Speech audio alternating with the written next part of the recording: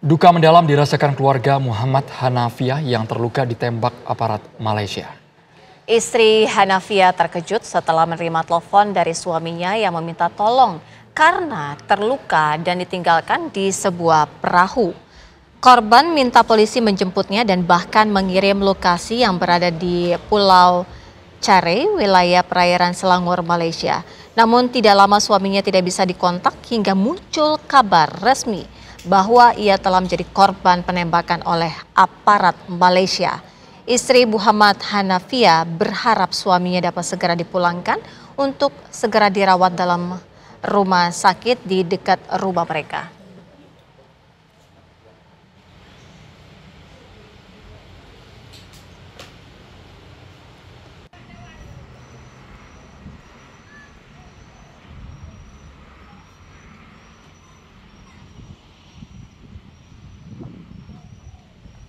Lantas bagaimana kondisi suaminya saat ini? Karena Hanafiah merupakan satu dari sekitar 4 WNI yang dinyatakan selamat dan sudah pulang dari rumah sakit.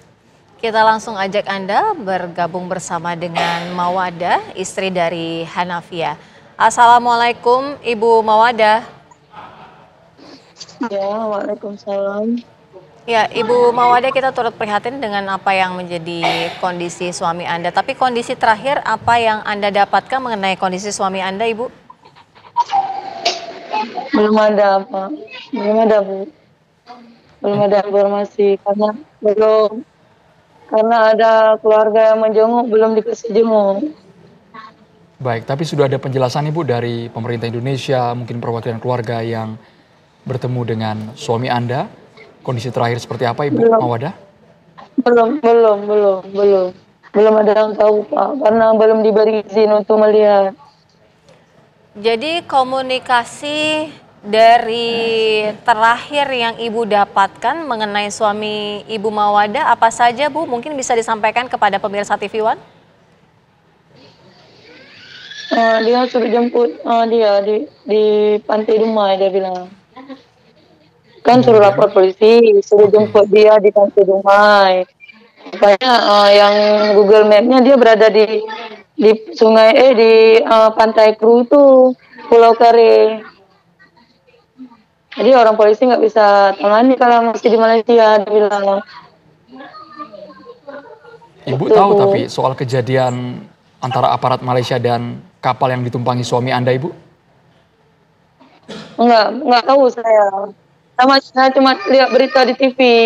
Karena curiga saya kejadian di Pantai Ru waktu di Malaysia sama kayak kejadian yang dikirim Google Map itu sama suami saya.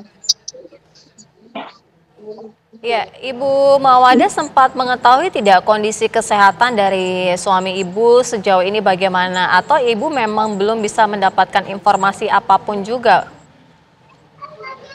Belum. Saya lihat di berita aja, belum ada kabar. Baik, Ibu, saat ini dari pemerintah kita sedang mengupayakan agar para korban selamat segera pulang ke Indonesia. Dari pihak keluarga ada yang ingin Ibu sampaikan mungkin? Saat ini kita lagi live Bu di Kabar Petang. Ya, saya ingin segera ditangani. Pokoknya saya bisa berkumpul lagi sama dia. Karena anaknya selalu menanyakan dia, Pak. Karena beberapa hari ini selalu dia menanyakan ayahnya. Karena kemarin saya suruh berjumpa pun nggak bisa kami lihat. Itu Pak, tolong supaya maksudnya pemerintah supaya dipulangkan secepat mungkin. Terima kasih banyak Ibu Mawadah. Kami doakan semoga suami Anda, Bapak Hanafiah, segera berkumpul bersama dengan keluarga ya Sira ya. Betul. Lantas seperti apa penanganan kasus penembakan 5 warga negara Indonesia di Malaysia saat ini? Apakah ada temuan dari Migran Care Malaysia? Kita akan ajak Anda berbincang dengan Koordinator Migran Care Malaysia, Alex Ong. Selamat petang Pak Alex, apa temuan dari Migran Care Malaysia atas kasus penembakan WNI ini? Ya, selamat petang. Kalau kita lihat dari kasus penembakan ini, mungkin satu perkara yang sangat dikesalkan ya, karena penguat kuasa hukum itu melakukan 10 tembakan ke atas korban ya. Jadi kalau kita lihat di sini, kita perlu mempunyai pendekatan yang rasional dan percaya kepada tindakan dari KBRI yang sudah mengeluarkan diplomatic note untuk meminta penjelasan dari pihak Malaysia. Karena kita di ASEAN itu menghayati no intervention, no circumventions praktisnya ya. Jadi di sini kita perlu tanya soalannya, bagaimana sih pihak warga Indonesia ini bisa menyerang anggota penguatkuasa maritim Malaysia, karena mereka itu tidak ada sebarang ini. Kalau biasanya selalunya yang berlaku, yang selalu kita kesalkan, yang stereotypingnya itu PMI mempunyai parang bersedia untuk menyerang dan mereka cuba menyelamatkan diri, langsung melakukan tembakan. Kalau kita lihat kondisi speedboatnya itu 3 kali 200 horsepower, itu satu speedboat yang cukup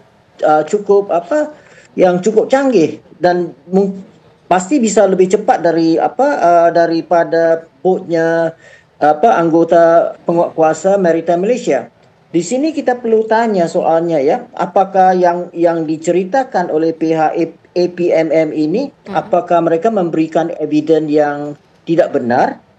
Apakah mereka itu mengubah sesuaikan evidence yang ada, ataupun mereka itu cuba mewujudkan evidence yang untuk melepaskan diri. Jadi kalau di sini, kalau kita lihat apa yang berlaku di sini, ini sudah satu pembunuhan berlaku, di mana mereka mungkin boleh diperkarakan di bawah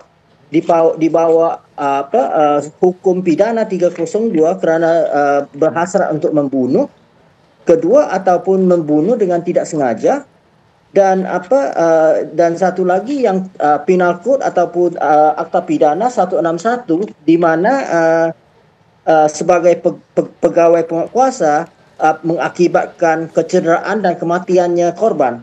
Jadi di sini kita perlu kita pada detik ini kita tidak boleh spekulasi tentang perkembangannya, karena ini sudah ditangani oleh pihak KBRI yang cukup vigorous ya untuk menangani kasus ini. Kita harus percaya kepada penelitiannya Kombes di sini, atasnya kepolisian di sini.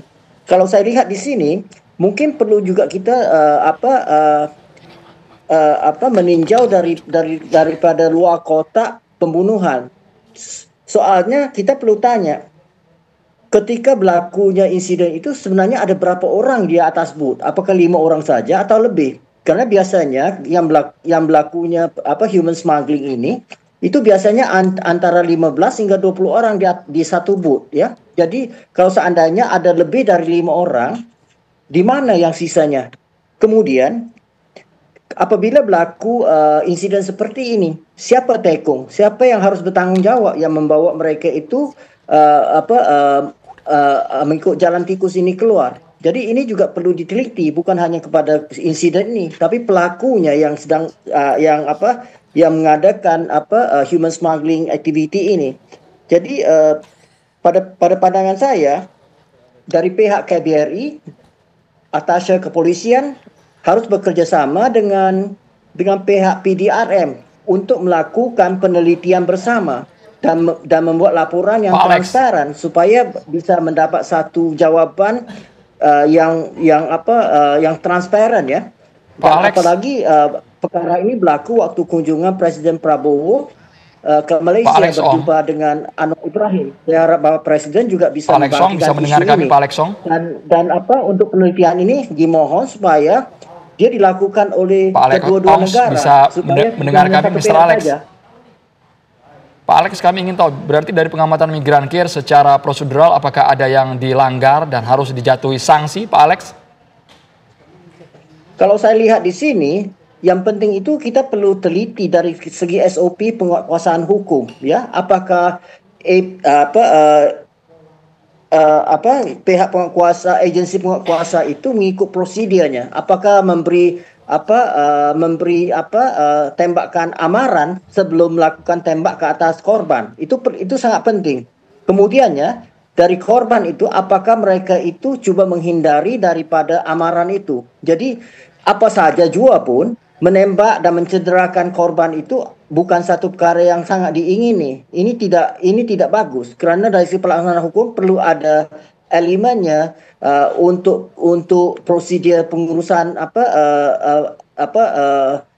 tangkapannya, dan dari pihak yang melakukan itu juga harus mematuhi perintah untuk ditahan gitu. Jadi kalau kita lihat di sini kita perlu lebih mendalami ya dari segi perkembangan itu. Jadi saya percaya KBRI dan tim-tim yang profesional itu akan mendapatkan penjelasan dan juga melakukan rekonstruksi yang akan paparkan kebenaran yang nyata ya. Jadi kita perlu secara rasional tanpa spekulasi dan percaya pada profesionalismenya atasnya kepolisian kita yang ada di Kuala Lumpur.